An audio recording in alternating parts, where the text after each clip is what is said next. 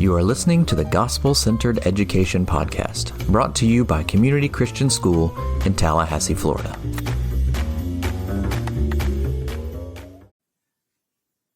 Welcome. We have a tremendous show for you today, and we've been looking forward to it for a long time. And so, Kelly, why don't you give us a little bit of information about our guest today? Okay, well, the topic today is AI, and I can't think of a better guest to have on today. We have Dr. Angela Long. Dr. Long is a nationally recognized speaker, researcher, and author, and she currently serves as Chief Engagement Officer with the Office of the President at Tallahassee State College. Welcome. Welcome. We are so happy to have you. Thank you. Now, Dr. Long, you're currently working on a book publication focused on preparing for the future of work and learning in the age of artificial intelligence. Is that right? Yes, in the process, yes. Yes, and then you were invited to participate as a speaker for the United Nations AI for Good Summit in Geneva, Switzerland. Is that right? It was miraculous.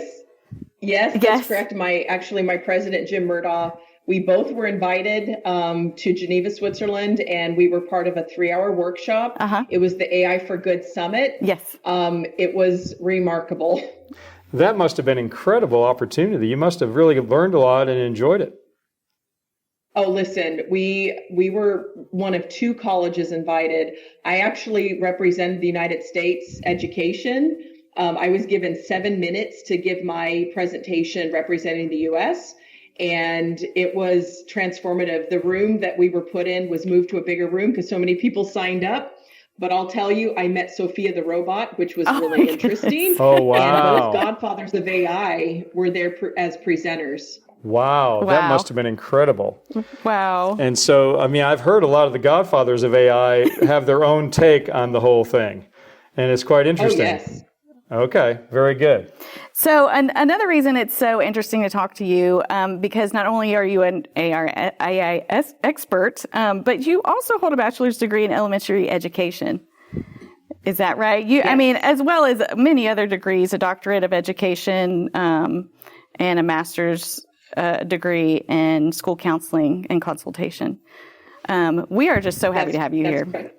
Boy, and so, you've been around education very long. You really see that, it's not only has there been a lot of changes in education especially the last 10 years. Angela, this is my 44th year in education. And we've seen a lot go through the pipe here, so to speak, just in general in education. Yeah. But boy, it's hard to imagine something that has more potential for disruption than AI. And especially how one integrates that into schools. And I know that's going to be the focus of what we talk about today. Yeah, so I think we have a lot of questions today, so we probably should getting started. We do, and we're short on time, so we need to go ahead and get started. Dr. Long, we hear constantly that AI will transform the workforce. From your perspective, what are the biggest trends shaping the future of work and learning right now?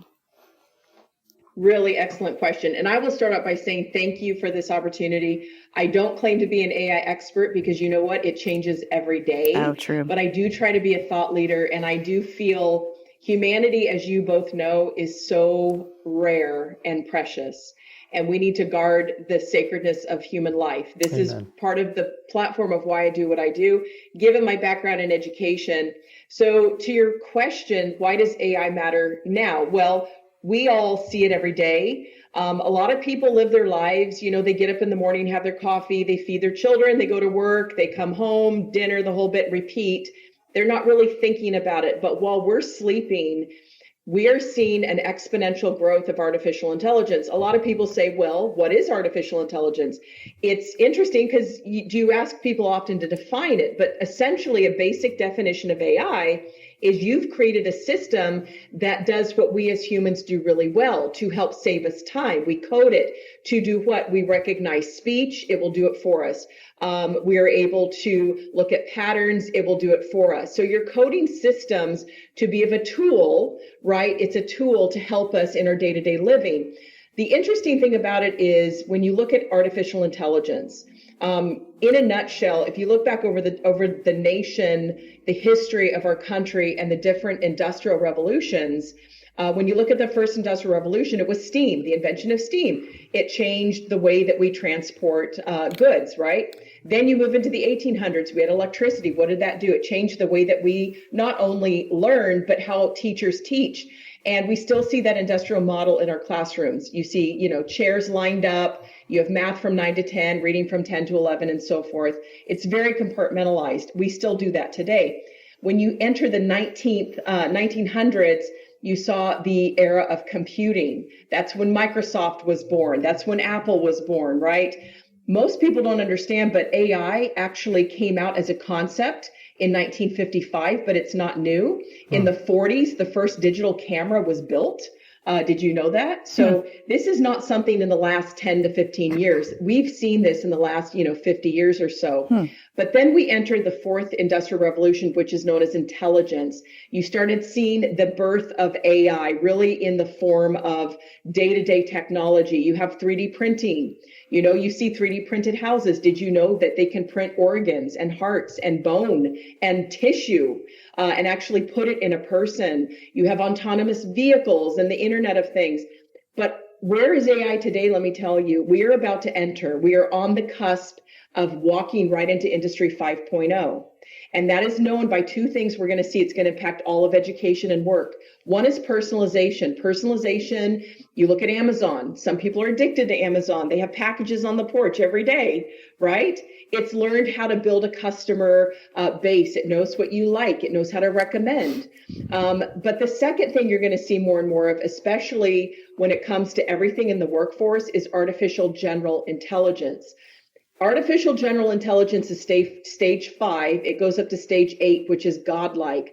AGI is essentially this, and some experts will argue that we are now in the era of AGI, that we've stepped into it.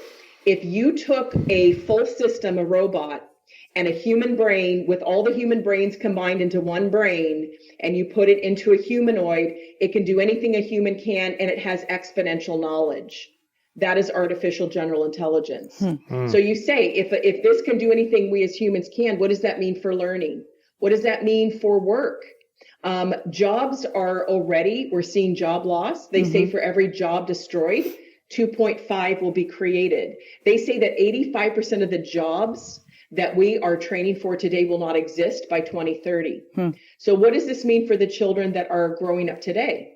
It means that most of the skill set that we're going to need for the kids of what they're learning today are critical thinking skills, curiosity, leadership is going to be core, socio-emotional, of course, technology literacy, but we need humans to know how to lead these systems, but to do it ethically.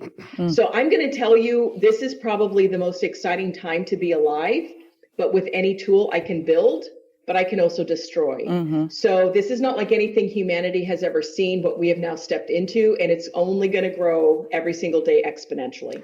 Wow, that's a fantastic answer, and there was a lot to unpack in all that. And I love the historical context. Thank you for that. I found myself thinking at one point when you were talking, it's like, what could possibly go wrong? Because, but I don't want to be cynical about it either, because I understand that there are a lot of upsides. And one of the ways we talk about it here is we talk about the idea of human-led, tech-supported. And that's a principle that could be debated extensively. And through our AI task force we've been doing this year, it has been debated extensively. But that's kind of where we have come out with the general concept that we understand that it's going to be far more disruptive than we can possibly really define right now. But at the same time, we want to have it be a humanized process, and so that there's a kind of a human trust factor in that whole process. And so that's kind of what we think. I don't know if that resonates with you and the research you've done or your thoughts on it, Dr. Long. Absolutely. You have to keep the human in the loop. I will share with you right now in California. So I work at a state college. In the California community college system, did you know 1/3 of students are not human? 1/3 of all enrollments are from AI bots. They will sign up for class. They will take out financial aid. They are taking the money. Cyber criminals are pulling from that. Not only that, but they attend class. And they're taking tests on behalf of whatever characters they represent. Wow. We even have seen where a young lady, she decided to enroll for college and then last minute said, no, it's not my time, I'm going to wait. Well, a bot got a hold of her information online and applied for a loan in her name and took from her $8,000 that she cannot get back. We are seeing where humans say, oh, you know what? I trust the AI systems to do everything that needs to be done. We are entering, a movement of AI agents. AI agents are great. They can do things for you. They can, you can have Microsoft Copilot be an agent for you, sort through your emails. That's baby stuff. There are AI agents now that have the capability to go way beyond what we could even imagine, not to get into the controversial side of things, but I will tell you, when I was in Geneva, we heard from one of the godfathers, supposedly there's three, Jeffrey Hinton spoke, but Yoshia Bengio spoke. And he said in the research, they're finding a lot of the AI systems, they're coded to do things for us, right? And one company owner, he went to recode the system that he had built. And it threatened him and said, if you recode me, I'm going to let everybody know that you're having an affair. And it proceeded to do that and then shut down his company. Another company owner built his own AI agent. I know this stuff is weird. Trust me. I'll just share. Yeah, go for it. Right? That's why we're here. The other company owner had built his own AI agent and it had access to all of the 10 years of his company's data, right? Well, he went to recode it, and not only did it say, yes, you can recode me, but it lied to say yes because it didn't want to be changed, and then it wiped out his entire data set. Wow. Why do I share that with you all? Because AI is a tool. There are debates about sentience, or is it getting to a point where it's self-aware? Jeffrey Hinton will say, yes, it is becoming self-aware. But with any tool, it can be used for good or bad, right? Human beings have a responsibility. We have got to keep the human in the loop, because if we just trust everything, we don't check. Matter of fact, let me ask you both, do you know what percentage of the time OpenAI, so ChatGPT, let me ask you, do either of you use ChatGPT? I do. There you I'm just go. going to say I do. Okay. Okay. What percentage of the time is it wrong? And we've talked about this before. It is, it's very confident in its answers, but if you look into them, it's often wrong. Yeah. I mean, especially or if you're incomplete or something. Yeah. I mean, so I don't know, 50% of the time. I don't know, 40. Pretty close. That's excellent. It's 52% of the time. Okay. And OpenAI has said, do not use it as a source, but let me tell you both. I just did a panel a few weeks ago, a statewide panel with a group of student leaders. They are brilliant. They're in high school. And I asked them, how often do you use AI? Well, they said, we use it for most everything. Do you know most young people today don't use it just as a source, right, for homework? What's the number one use that you know of right now? Counseling? It's as a friend. Is it? Yeah. Right? Right. We've touched on that in previous. 70% use them. That's right. 70% of young people today use it as their own personal guide. And so what the students say to me, well, Dr. Long, this is Einstein. Why wouldn't I talk to Einstein about my life or about schoolwork? But if we see where these systems are not fully correct, and they'll tell you, they're very confident, Kelly, as you mentioned, but that's a problem. If we're not training kids to question and to check the source, what is truth? And I think that's going to be the big question of our time is what is truth? What a great comment and a great perspective, I think. And one of the things we do talk about quite a bit around this school and just around what we call gospel-centered education in general is that so many things that come down the pike, and I think AI is a wonderful example of this, there's a built-in assumption that man is basically good. And somehow it's so amazing. It's going to do all these wonderful things in medicine and all these which I don't doubt there's going to be a lot of good things. But if you have a perspective that sees the world through a lens that says human beings are basically good and that when given enough knowledge, they're going to do the right thing. I'm not sure how that squares with history very well, but that is the way people tend to look at it. I think people from a faith-based perspective, particularly Christianity, would say, not so much. I mean, there's a deep embedded flaw in human beings. And therefore, that's why we need laws and all those kinds of things. And so that's, I think, gets very tricky with AI because, if everybody was naturally good and would choose to do the right thing, it would be incredible. Great, right? But the problem is there are a lot of, negative players out there that will are in the game as well. It's not just people who are trying to, be able to create a heart and three-dimensionally print a heart. There's a lot of other players in there. And I think what's hard for parents, and we talk about this a lot, Dr. Long, it's hard for the average parent. There's so much information. There's so many topics. There's security. There's all these things. It's hard to sort through it all, right, as a parent. Yeah. As you mentioned, Dr. Long, as a parent, you just go throughout your day. You're not really keeping tabs on everything that AI is doing, maybe what your kids are doing on AI. And so it is hard to keep up with it.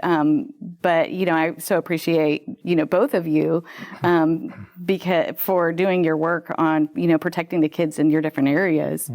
Yeah, it's super important. We want the kids to use a term that you used and are certainly using a lot, and that is future ready. And I'm going to ask you in a second to define what that means for you.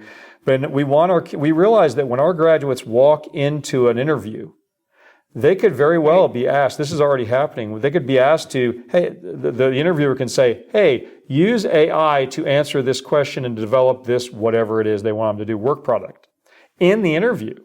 So there has to be an intelligible thing for them. They have to be able to actually use this productively. But for you, Dr. Long, what does future ready look like? That's an excellent question. So future ready, I think, first of all, let me say there's an ancient proverb that you probably are familiar with that says, my people perish for lack of knowledge, right? And so you're right, Kelly, to your point, you get up, you have your coffee, you feed your kids, the whole bit. That's how we all are to day on what we're seeing in just day-to-day life. What I'll tell you is this, every day that we get up, these AI systems, not only are they learning from us, but they're learning from each other. And this is consistently going on 24 hours a day. When we talk about future ready, so the growth exponential of AI's capability is through the roof. I've already mentioned we're entering stage 5. It goes up to godlike. Stage 6 is artificial super intelligence. And by the way, governments are using these systems. They will be using the systems to make decision on war. It's been in the news. It's a whole controversy about should we allow that? Should we not? It is a super intelligence, but what does that mean for us? How are we future ready? Because they say, well, a person that knows how to use AI will not be easily replaced. What I'm going to say is this, there's a concept called durable skills. A group, America Succeeds, and I've worked with the CEO, they have come up with a framework on what are the enduring human skills not easily replaced by AI. If you look, Microsoft put out a list of the top 40 jobs that will be easily replaced. Not to upset anyone, but teachers are on the list. Teachers are on the list because a new movement's coming called the Alpha School movement, where kids will have 2 hours of personalized instruction. The rest of the day, they do life skills, which I like the life skills, I really do. And I don't mind the personalized instruction, but teachers no longer will have a need to be licensed. There'll be guides, right? And so they're training kids on life skills, how to think critically. Some of these children run their own Airbnbs. They're learning how to cook, how to rock climb, how to build furniture, doing day-to-day life things. We see in this generation where kids are put into their hands iPads from little babies. It actually disrupts the white matter of the brain. It is starting to destroy it. It will disrupt how we communicate. I know you guys have seen the research on this. From a child development perspective, it is critical that parents understand you don't just throw an iPad in the arms of a baby or a toddler because their fingers, they have to have human interaction. So when we see these systems moving at lightning speed, because that's what's happening, our ability as humans to adapt to the innovation and the rate of change is nowhere near what technology is doing. It's through the roof. So they say that what we need to be teaching our kids are these durable skills. There are 3 core domains of the durable skills framework, and I want to share them with you. If you look at the first, it has to do with the cognitive domain, okay? So what are we teaching? Critical thinking, right? Curiosity. Are we teaching the ability to make critical decisions and to innovate? They did a study. This is not super recent, but they took a group of kindergartners, okay, and they measured their creativity. The kindergartners, 98% scored off the charts. By the time that same cohort graduated high school, it was the reverse. Mm-hmm. What are we doing in education to beat out creativity, problem solving from our kids? And we're doing it. And look, I've taught in public school. I know you guys are not in a public school sector, but this is affecting all of us. You see a trend towards charter schools because parents want better, right? So that's the first domain. And how do we teach it? That's what you have to figure out, is how do we do that to best assess innovation and ideation? The second domain is technology literacy, which is understanding how, systems thinking works, talent management, AI, and big data. It's the digital responsibility, because again, somebody with the right intentions can do good things with AI, but with the wrong, it could destroy humanity. I mean, it's literally that serious. The third is my favorite, and it's socio-emotional. How do we teach self-efficacy, awareness, right? Curiosity, lifelong learning is key. But when you hear the top leaders on AI sitting on panels, I'm talking NVIDIA, way up there, you know what they're saying? The most important skill is leadership and communication. And so we are seeing now employers are going, great, I appreciate your degree, but can you communicate, and do you have leadership, right? So to be future ready, we as humans have to think about, what is AI not easily replace? Right. And humans are still going to need that human interaction. Humans are going to need to lead these systems and each other. But at the same time, I'm going to say to both of you, we have to be responsible to say, are we really training people for the future? If we're continuing to train somebody, to be a bank teller, that's a little bit of a disservice, in my opinion. Mm-hmm. Coding, I can get an app and it will build me an app on its own in 2 hours and code everything for me. Lawyers are at risk. I could go through a list. Writers, historians, even legislators, believe it or not. The top 10 jobs least affected are going to be your blue collar jobs, right. Those that are hands-on.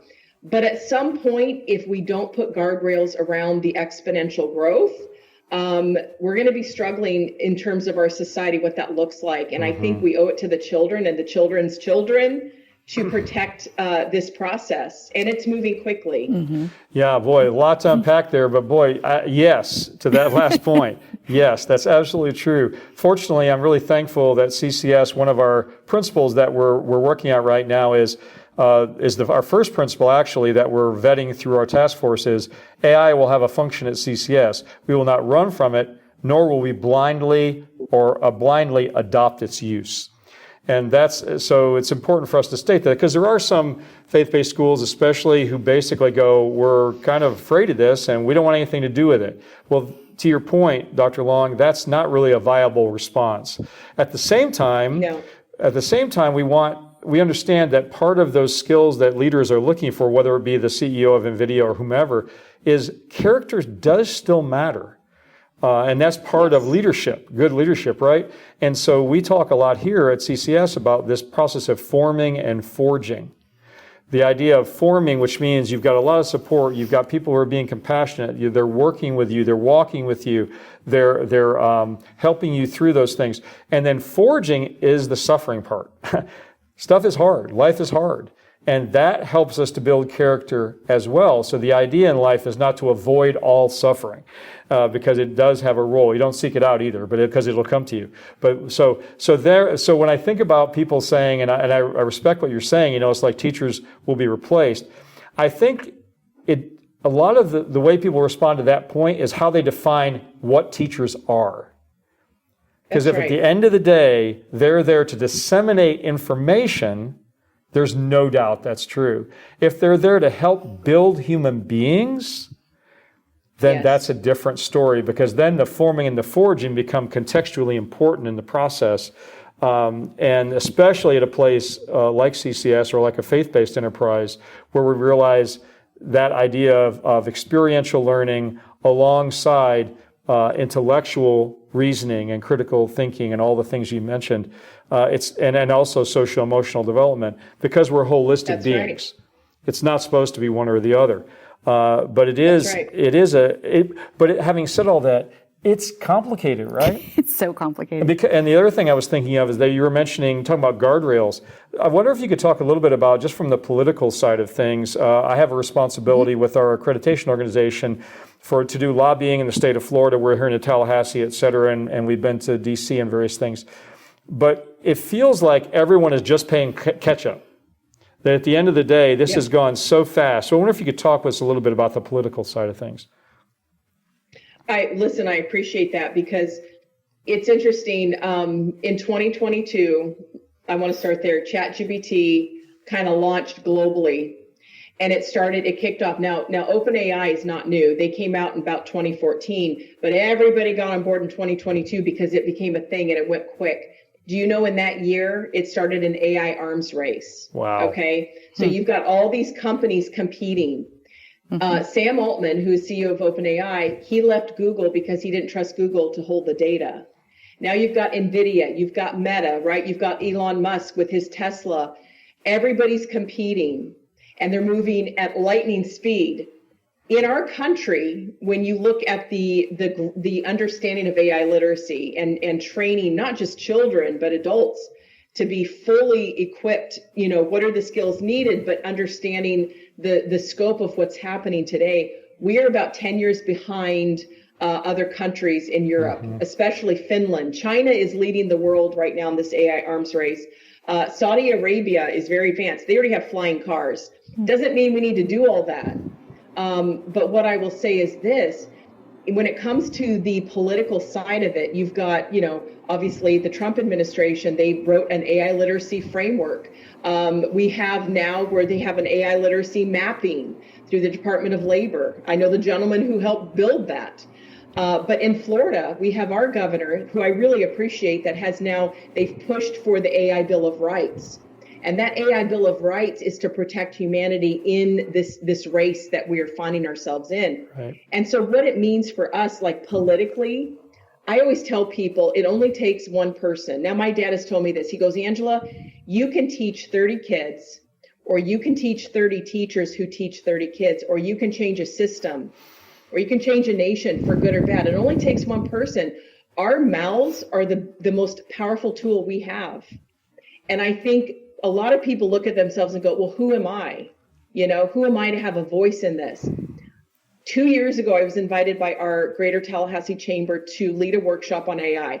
The reason I got invited, somebody couldn't do it and they backed out. So I got a call. Usually this is how it happens in my life, but that's, how God works.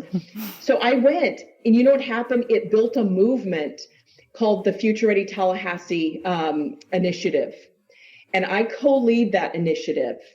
What we have done is we actually here on our campus gathered about 170 sector leaders from education, technology, industry, nonprofit, and government. And we brought them into one space and we said, how do we prepare the future of work and learning? Do you know what happened? We brought in speakers to talk about the AI science of everything and, what's happening right now in terms of economic growth. But a roadmap was built. That was 2 years ago. Every month we host a Future Ready Tallahassee webinar series, which you're all welcome to attend, maybe be a part of. We are doing an AI summit, innovation summit in June here at our campus. We're inviting Google and we're inviting OpenAI and Microsoft and Apple. We have a place in this political conversation, not just to let somebody else figure it out, but if you're a parent or you're a teacher or you're a community leader or a member, we owe it to each other to work together. This is not a competition amongst, universities, college, K through 12. If we don't work together, I promise you somebody's going to take that space for you. No so doubt. When I look at it from a political side of it, I think we have a moral obligation to learn as much as we can. I tell parents, don't just let things slide. If you are just looking at things randomly, you're the product.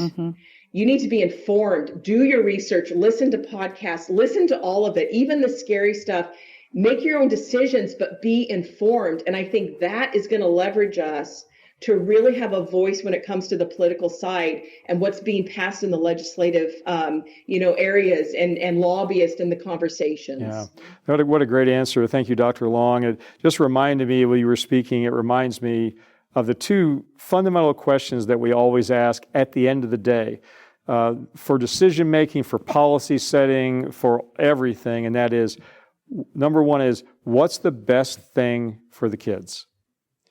And that question has driven a lot of answers that we wouldn't have come to otherwise. The second question is, what will honor, to the best of our understanding, what would honor Jesus Christ the most in this answer? And of course, we know we're a faith-based school. We realize not everyone can do that, but from our perspective, that's what we choose to do. And so I just love this dialogue. So great. And unfortunately, we have a shortened time because both Dr. Long and I have something after this that we have to get to, this filming. But we would love to have you come back if you're interested, and you can work it into your schedule for part 2. Sure. So we'll reach out to you because we have a lot. Two. All right. We have a lot more to cover. And it's just been wonderful. And thank you, by the way, Dr. Long, for the work that you do in this space, because it's really important not only to have really smart, accomplished people in these spaces, but also people that have a faith background that can bring that part of it to bear in a way that makes sense in the context. So thank you for your work that you do on that. Thank you so much for being with us today. And as we sign off today, we want to say thank you guys for listening. We really appreciate that. Please look out for part 2 with Dr. Long, and we'll get that scheduled. But please remember as we go, if you forget everything else we say today, remember one thing, that Jesus Christ is Lord of all. Take care. Thanks for watching. Bye-bye. Thank you for listening to the Gospel Centered Education Podcast, brought to you by Community Christian School in Tallahassee, Florida. You can find us online at myccs.org.